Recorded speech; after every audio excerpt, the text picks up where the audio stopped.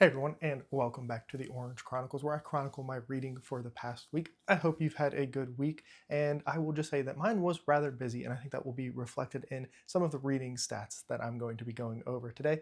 But first, let's go ahead and talk about what I have finished this week. And first up, we have to talk about my favorite superhero, and that is Superman. This is Superman for All Seasons, and this was a comic recommendation. This was actually a Nick from Just Another BookTube channel's top 10 comics. I think it was a comics graphic novel video he made, and this was in his top 10. I am a pretty big Superman fan, and this was a collection that I have not read, and this was absolutely amazing. I love this. I kind of rank manga and comics a little bit differently than I do my normal reading when it comes to novels or short stories and that kind of stuff.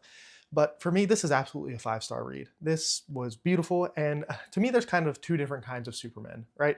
You have younger, not so sure of himself, kind of figuring out his place in the world Superman, and then you kind of had the older, more confident kind of Superman, and he's obviously depicted in multiple different ways. It's a character that's been going on for so long. There's so many different stories, and things have changed over the years and everything. But I think that this does a really good job of showing him trying to find his place in the world as a superhero, right? There's a lot of questions of not just himself, but like his place in the world. And I think it's just, it speaks to a larger message of not just being like, obviously it's trying to relate to Superman, right? He's this larger than life person who can basically do anything. And he always has this feeling of like, is he doing enough? And obviously I think that just translates really well to like a normal person. Like, I think it's a very normal feeling to be like, am I doing enough? Could I be doing more? Could I be better? All of these kinds of things. And I think it was just a really interesting way to explore those ideas. So I highly, highly recommend this. If you are not really a comic person, I think this is a great thing to do. I also know that Superman's not always people's favorite, and a lot of that does come down to him. He's just like the ultimate good guy, the ultimate Boy Scout, and all of those kinds of things. And I think this collection just does a good job of like showing like that's kind of the point. That is kind of the idea he is kind of representing. And there's just I should have noted them down, but there's some like really good stuff in here about like if you had all of this power in the world, why would he just be this good person, right? And I think there's just like a lot of good moral like discussion that happens in here as well that I just really loved.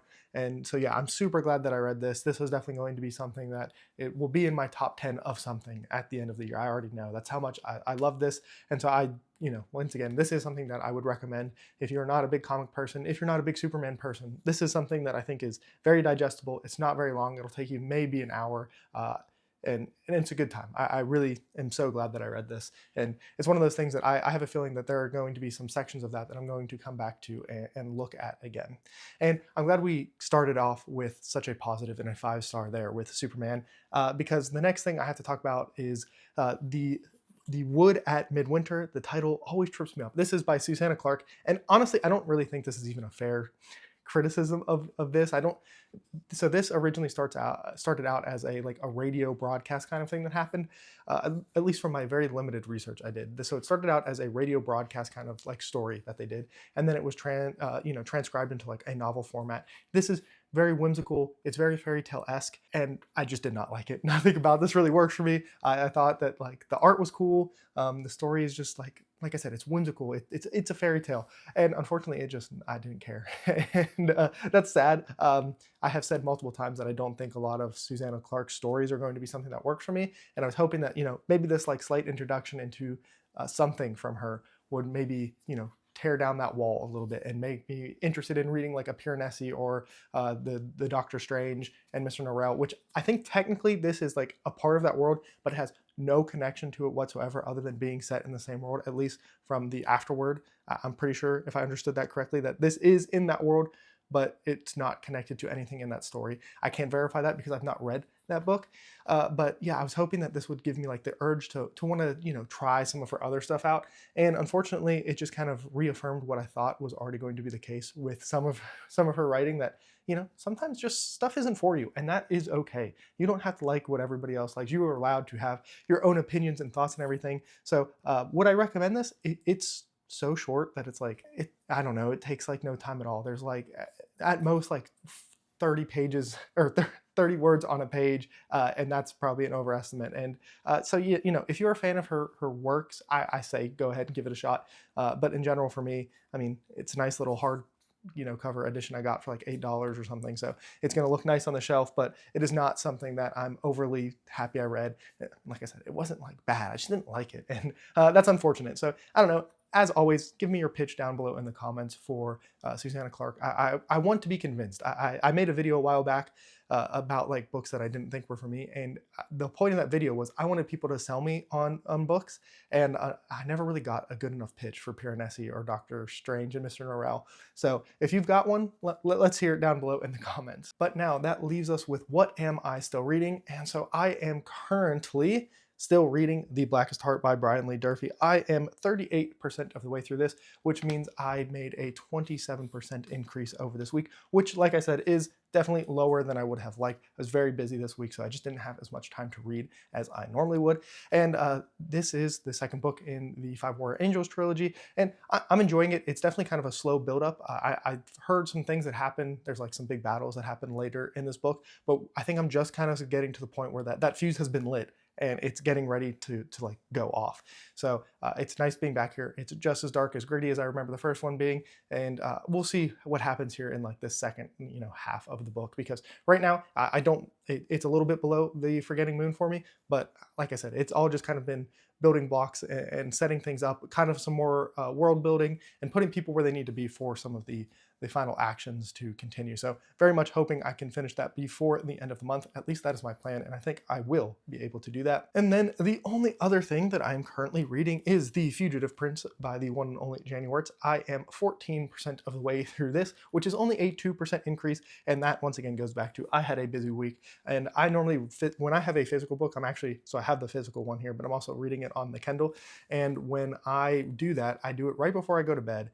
And this week, when I would get into bed, I just went to sleep instead of reading. And so that's just one of the many reasons why it takes me so long to read something physical. Normally, most of my stuff is audio.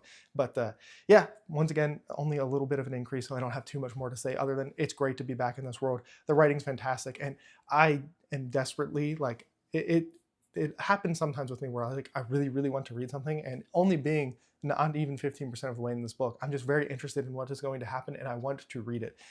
We just got back to some characters who we haven't gotten a whole lot to. There's some witches, I'm going to call them, even though they're sorceresses. I like to call them witches, and we're getting a point of view from them that I'm very interested in. I feel like they're not something we spent a whole lot of time with, but I'm curious on what is going to happen with them as we continue on into the series. But hopefully, maybe even after I record this, I'm just going to go get into bed and snuggle up with that book and maybe make some good progress at this point, because so far that is not what's happening. But that is all for my kind of novel reading. Obviously there was a comic book mixed into there, but we're going to go ahead and switch it up to manga, which I also don't have a huge update for. I read exactly one chapter of Dragon Ball Super this week, and that is all. I will say something I have noticed about that manga is the art is similar, but it's more busy than I remember from especially Dragon Ball. I remember Dragon Ball and even Dragon Ball Z being very crisp and clean, and I don't know if that art is trying to represent the heightened power scale, so it's a little bit busier, but it's just something that I, for the first time, really noticed.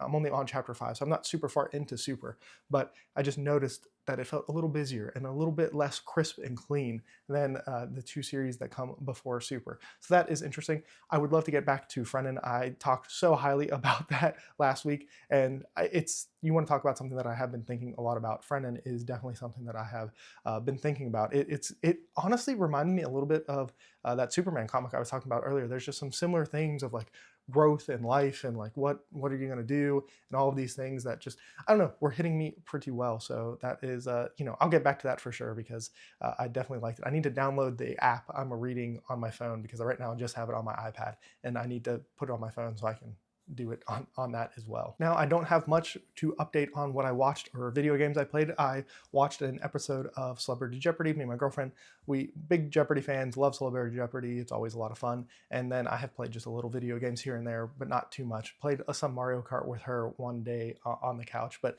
other than that, not too much watched or played. And then on the channel this week, so I had my one video come out this week on Tuesday, and it was going over every single thing that I read in 2024, and then whether or not I would recommend it. I know I saw a lot of people doing like their tier rankings of everything they read, and I really like that idea, but I don't want to do exactly the same thing as everybody else was. So I went ahead and went through and ranked everything. So everything is in order, and then whether or not I recommend that book.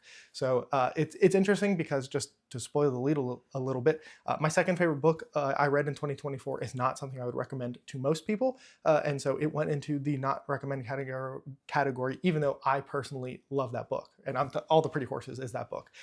So I love that book. One of my favorite books I have ever read.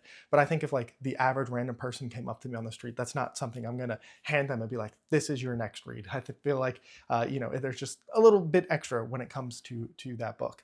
And then we had to schedule, I was supposed to be in a live chat with Jake at Nerd Level Rising on Saturday, and we had to reschedule that one. He is super busy with some stuff he's got going on for his PhD. Totally cool. So we'll get that rescheduled and do it at some point, and it'll be a good time whenever we get to it. But that has been my week. Like I said, the reading a little bit lighter, even though I did finish two things. They were much smaller and not too much progress made on some of my bigger things. I don't know what my next read will be if I do finish something. I have my TBR video coming up here soon. It should be probably Tuesday. I'll have that video come out. So I have to think a little bit about that because I have not thought about it yet. But let me know about how your week went. I hope it was good. And remember, read what you want when you want.